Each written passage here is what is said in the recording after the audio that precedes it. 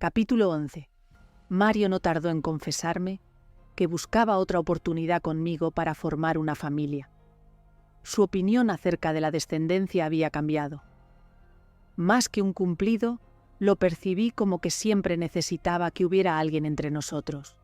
Ya fuera Álvaro, ya un pequeño bebé, correteando por los estrechos pasillos de nuestro hogar.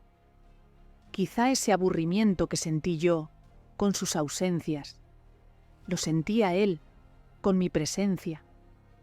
¿Era tan difícil entregarme toda su atención? No me podía saltar con aquel deseo después de lo que le había soportado.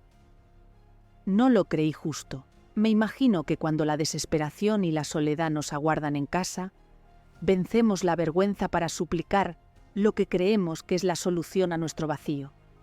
Creo que lo peor que le pasó a Mario no fue que yo lo abandonara, sino lo que él se repitió a sí mismo durante tantos años. En la voz de su conciencia estaba el lamento de no haber podido hacer más por su hermano, y esas palabras internas se convirtieron en premisas cuando su padre le exteriorizaba con su actitud de culpar a Mario por todo lo sucedido. Mi suegro no consideró suficiente el sacrificio que él hizo.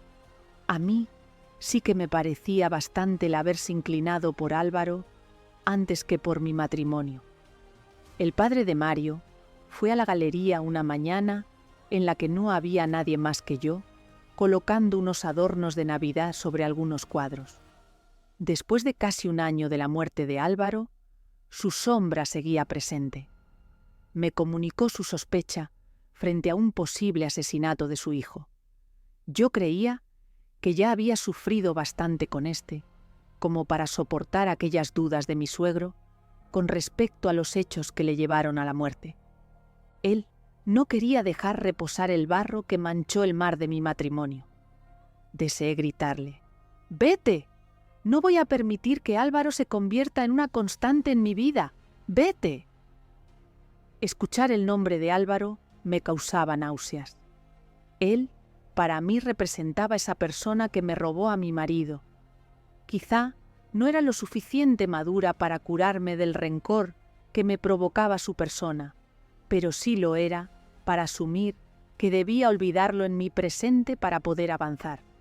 Después de pedirme ayuda, mi suegro para asistir a un abogado que llevara la denuncia que pretendía emprender, me senté en una de las sillas de la oficina y con la desesperación de no poder más con aquella situación le supliqué: «Vete, por favor».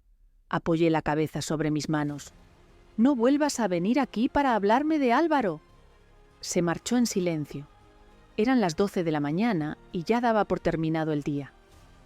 Me apetecía cobijarme en el sueño, el único sitio donde pensaba que encontraría consuelo. Rubén Cosío apareció antes de que saliera de la oficina. «¡Elena!», entró gritando. «Hoy me apetece que comamos juntos». Me extrañé al oírle pronunciar aquello. «Te paso a buscar en un par de horas». «¿Por qué? ¿Por qué todo llega cuando no estás en situación de aceptarlo?». Era tal la poca energía que me había dejado la visita de mi suegro, que no era capaz de sacar más para aceptar lo que tanto había esperado. De nuevo, Álvaro me privaba de tener unos momentos agradables con un hombre al que había esperado durante meses. «Hoy no puedo, Rubén». Me mostré cansada en mi respuesta. Él no se conformó, y no tuve otra opción que ir en el descanso de la galería a un restaurante de las afueras de la ciudad. Podría haberme preocupado por no volver a tiempo para abrir la galería por la tarde, pero quise hipnotizarme con la presencia de mi pintor soberbio y olvidar lo poco motivadora que me parecía mi vida por momentos, y este desencanto que arrastraba me impregnó también lo que él me provocaba. En el ámbito sentimental, quedé extenuada de esperar durante tantos años a Mario, y las arrogancias de Rubén Cosío ya me estaban agotando la paciencia. Creía firmemente que lo mejor era convencerme de que no había lugar en mi vida para Mario. No conseguía olvidar su sonrisa.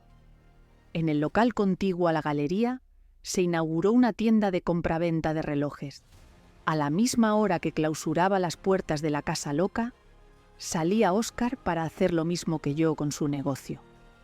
Me parecía un hombre mayor para emprender la actividad de empresario. Pero esto lo pensé después, cuando me informó de sus 63 años, a los que no daba justicia por su imagen y aspecto juvenil. Tenía su pelo canoso unido en una coleta, y desde el primer momento me llamó la atención la pacífica expresión de sus ojos. Me gustaba terminar la jornada de trabajo con un hasta luego de Óscar. Una mañana, después de hacerme una analítica en el centro de salud, entré en la cafetería más cercana a la galería para desayunar. No me gustaba salir de casa en ayunas, y menos para que me robaran sangre, pero encontrarme a Óscar en una de las mesas, desayunando también, echar un vistazo por la pequeña cafetería, al mismo tiempo que él lo hizo, ver que no había ninguna mesa libre y escuchar estas palabras de su boca. «Siéntate en esta mesa si quieres. Yo marcho enseguida». Quise decirle, no es necesario que te vayas, pero en mi garganta la reproducción de mis pensamientos cambiaron por un «gracias». Me sentí a gusto con aquel hombre 20 años mayor que yo. Aquel día descubrí su nombre, su edad y su estado de viudedad. Poco más que eso. Pensé que su corazón todavía estaría junto a las cenizas de su esposa. La comodidad que experimentaba me hizo hablarle del hombre de mi vida, Mario, y del reciente y pasajero latir de mi corazón por un pintor arrogante. Él sentenció enseguida que mi inclinación por Mario no debía marcarme el futuro. Durante todas las horas de aquel día, en la galería, me decidí por lanzarme ante aquel viudo, junto al que había despertado mi corazón metalizado. No sabíamos nada el uno del otro, pero al hablarle de Mario y de la razón de mi ruptura con él, hizo vibrar mi sistema nervioso sin que sintiera pena de mí misma al recordarlo. Y así fue como después de saludarle todas las tardes durante un mes, al cerrar la casa loca, y del plácido desayuno que compartimos después de que me extrajeran sangre, me acerqué a él. ¿Tienes algo que hacer ahora?, me ruboricé al verbalizarlo. No quería que pensara que mis intenciones eran otras. Sí, voy a comprar algo de cena para esta noche y me acostaré temprano. Bueno, yo también he de cenar esta noche. Voy a acercarme a una terracita hoy, que no hace mucho frío, a tomar algo antes. ¿Quieres acompañarme y retrasar un poco la hora de tu cena?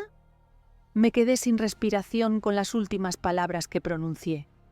¡Buf! Ya no podía hacer más aquella tarde por terminarla relajada y plácidamente.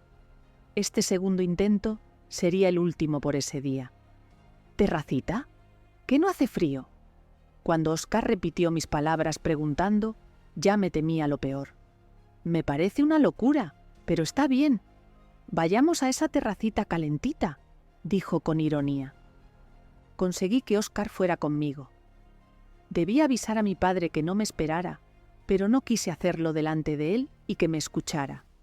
Esa fue la razón de ir al baño nada más llegar al alambique, la cafetería que tenía un terracita calentita. Hice una llamada rápida a mi padre, donde le comuniqué que iba a tomar algo con un amigo, que no me esperara para cenar aquella noche. Al regresar a la mesa, había una silla a su lado y otra enfrente. Creí más apropiado sentarme enfrente. No quería malas interpretaciones después de la propuesta que le había hecho al cerrar nuestros negocios. Fue divertido. Creo que los dos disfrutamos. Cuando transcurrieron 30 minutos de agradable charla, pensé que debía de lanzarle algún halago acerca de lo a gusto que me encontraba con su compañía, algo que le mostrara lo que buscaba en él. Pensé, pero no me venía a la mente la palabra adecuada de lo que pretendía conseguir con su amistad.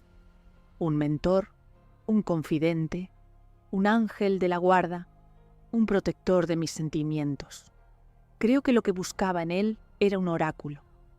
Consideré que podría ayudarme a entender a los hombres, y en el fondo que me ayudaría a perdonar a Mario. No me cansaré de pronunciar lo que añoraba su sonrisa.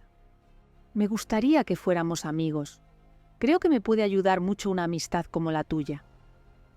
Yo no sabía hacerlo mejor. Quizá no era la mejor forma de encontrar un amigo, el ir pidiéndolo directamente, pero me dejé llevar por el momento. ¿Y tú?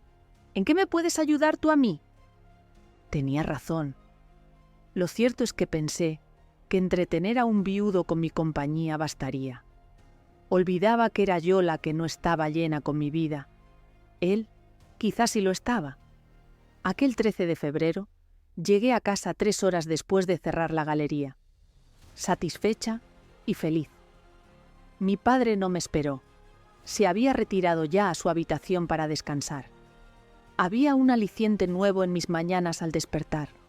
Óscar, mi nuevo amigo, el mentor que me ayudaría a ser feliz y encontrar el sentido a esta vida. Parecía que siempre buscaba llenarme con otras personas en lugar de mí misma. Tenía tantas esperanzas puestas en aquella nueva amistad. A la mañana siguiente, Mario me llamó para que compartiéramos juntos un rato, al terminar el trabajo. No podía dejar mi vida a un lado por las ilusiones que me había formado con Rubén Cosío. A la hora de la verdad, Mario era mi gran amor, y me consideraba capaz de reconquistarlo y de ser lo primero en su vida con la ayuda de Óscar. Sin descendencia, sin Álvaro, sin culpas, solos Mario y yo. El hombre de mis sueños me despertaba de la pesadilla de vivir con un corazón metalizado. Era consciente de que Mario y yo aún no podíamos estar juntos. Yo todavía debía perdonarlo. Y aunque deseaba hacerlo, no lo había conseguido. Intentaba ponerlo celoso con el artista, pero en el fondo sentía como que aquellos intentos solo le entristecían. Las arrogancias de mí, pintor soberbio, habían dejado de ser importantes para mí. Desde el momento que mi nuevo amigo irrumpió en mi vida, mis preferencias cambiaron. La viudedad de éste sensibilizó mi corazón y vi con claridad a un Mario con el corazón roto por mi abandono, al igual que Óscar se sintió abandonado cuando su mujer se esfumó de su lado. Un día más tarde de la primera charla con Óscar en el Alambique, Mario me contó, como si yo no hubiera conocido desde el principio lo que sentía, que la culpa le había habitado por sentirse incapaz de complacernos a su padre, a Álvaro y a mí en una misma vida. Lamentaba no poseer unos superpoderes que le permitieran cubrir las necesidades de su hermano y las mías al mismo tiempo. Me imaginé que reconocer sus sentimientos y las razones por las que lo abandoné era un gran avance, algo que permitiría abrir la puerta que yo no había cerrado de todo al marcharme. Apreciar su ocupación en descubrir cuál fue el error que cometió para que dejara de esperarle me congratulaba. Quizá debía también yo descubrir el motivo por el que no consolé su llanto cuando más me necesitaba, a pesar de esperarlo durante tanto tiempo. Empecé a acosar un poco a Óscar. Le robaba aquella media hora que tomaba su café en la cafetería cercana a nuestros negocios de estar solo. Me despertaba el sentimiento de querer más tiempo en su compañía. Ansiaba aprender de él y pensaba que me iba a dirigir por el camino que más beneficiara a mi destino. Pero deseaba que sus palabras me guiaran a Mario, como queriendo forzar este destino a lo que en aquellos momentos deseaba. Óscar no se mostraba agobiado por mis reclamos. Me ayudaba sin saberlo a calmar mi sed de amor. Estaba aprendiendo con su serenidad a ser paciente.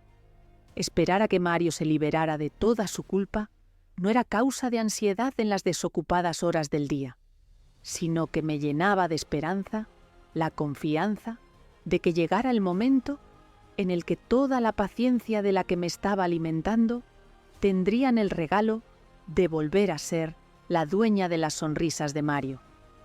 Si el sentir de mi amor desde la juventud se debía a no haber podido satisfacernos a todos, ¿cuál era la procedencia de mi culpa? Tal vez Exigí mucho de él. Yo sí que me consideraba culpable, pero menos que él. A mí ese sentir no me hizo rendirme. Más bien, me limité a hacerle a él el responsable de las nubes negras de nuestro matrimonio, liberándome yo de ellas. Quizá debía ser consciente de que no era Mario todo el causante de las tormentas silenciosas que nos separaban. Una noche, después de extendernos en sus reflexiones acerca de lo que le habían perjudicado las circunstancias, compartimos almohada Mario y yo. Por la mañana, extrañamente noté cómo toda esa responsabilidad que cargaba contra él por haber apostado nuestro matrimonio en pro de su familia, se tornó sentirme culpable por no haberle contemplado en su peor momento de la vida. Me culpaba de no haber tenido la paciencia para animarle y haberle facilitado las cosas. Mi culpa tenía otro camino distinto a la suya para ser sanada. Yo jugaría las cartas de forma distinta a la de Mario. Él estaba compartiendo todos sus pasos con la psicóloga para que fuera consciente de su esfuerzo por recuperarme, y yo me beneficiaba de toda esa información para actuar sobre mi interior y averiguar mis errores en silencio. Después de semanas aceptando sus sentimientos de culpa y de ser consciente de que no tuvo unos superpoderes para darnos a cada uno lo que necesitábamos, avanzó en la terapia. Me contó que el darse cuenta de que si las circunstancias volvieran a ser las mismas, no actuaría de manera distinta. La psicóloga le hacía ver que no había otro camino por el que dirigirse. Nada hubiera cambiado. Él hizo todo lo que estaba en sus manos. En los cafés que compartíamos Mario y yo, comparaba mis acciones como él había hecho con las suyas. De la tranquilidad con la que él recompensó a su sentimiento de culpa, no pude participar también. Yo sí podía haber actuado distinto. Mis caprichos, o mejor diría, mi inconformidad con la situación de no obtener beneficio, me hizo abandonarlo. No peleé su misma lucha, y una vez herido y hambriento en la batalla, lo dejé moribundo sin mi compañía. Pero él se estaba levantando poco a poco y sabía que me quería. Sus batallas por vencer la culpa, por olvidar el pasado que le llevó a este sentimiento, terminará en una victoria porque su móvil era el amor que sentía por mí. Mi lucha era diferente. Mario buscaba que le perdonara por haberme desatendido y que le diera otra oportunidad. Mi lucha era perdonarme por haberle abandonado en su peor momento. Parece que la culpa nos continuaba separando. Perdonarse a uno mismo es reconocer antes que te has confundido, y ello requiere mayor esfuerzo. Mario estaba encontrando hueco fuera de su culpa. Nunca me había confesado sus pensamientos íntimos con tanta sinceridad, y cuanto más me hablaba, más envidia me transmitía su evolución, porque yo también hubiera querido ver mi culpa desde la distancia.